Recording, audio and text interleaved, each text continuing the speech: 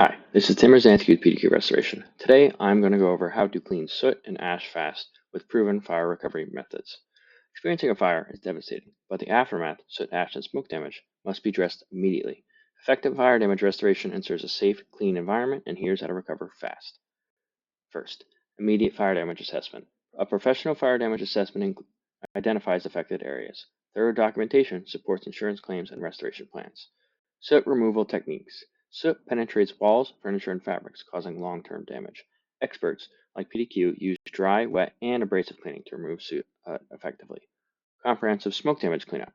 Smoke lingers in air and surfaces, leading to persistent odors.